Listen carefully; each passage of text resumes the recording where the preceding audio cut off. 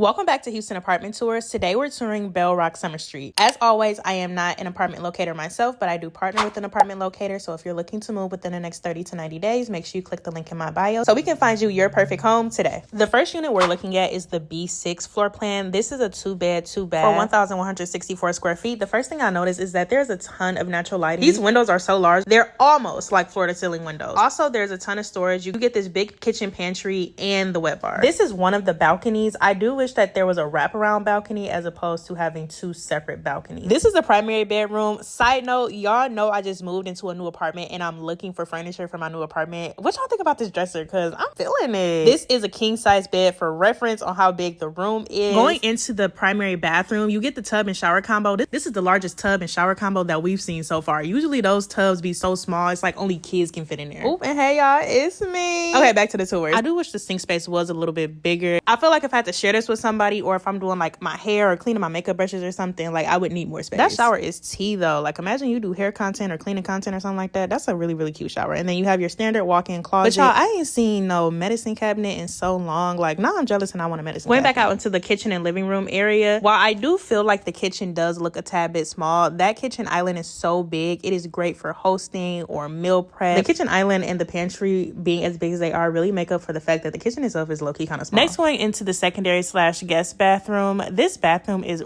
really, really big, honestly. If you needed like more storage in here, you could easily fit a bathroom storage cabinet in here. Then this is a secondary bedroom. I believe this is a queen size bed for size reference. You do get some sort of a walk-in closet, but it's definitely not as deep as closets that I've seen in second bedrooms before. So I don't know if this really counts as a walk-in closet, but y'all look at this dresser. I think I like this dresser even better. Coming in off the front door, you do get the entry hallway, and then you turn to your mudroom area. There's also a coat closet, and you get the stackable washer and dryer. Y'all know I am not a fan of stackables, but I do unfortunately have stackables now, and they're not as bad as I thought. Next, we're in the A4 unit. This is a 1-bed, 1-bath, 685 square feet. I'm not gonna hold y'all. I feel like their kitchens here are so small. Is it just me? But I mean, you do get this kitchen pantry, so I guess that is making up for something. This is the bedroom. I do like that nook that's by the window because I don't know if this would work, but I do feel like you could put a chair right there, and then you could still have your dresser, your bed, and your nightstands. Going into the bathroom, this bathroom is humongous. And then the closet is even bigger. Honestly, that part right there by the door you can use as like a storage area. Everything else can be used for your clothes and shoes, depending on how many clothes and shoes you have. Now, I don't know how I feel about the only towel rack being on top of the toilet. If this was my unit, I would probably have to put some more towel racks around the bathroom. And your laundry closet is also going to be in the bathroom. We're in my favorite unit. This is the A6. It is 772 square feet.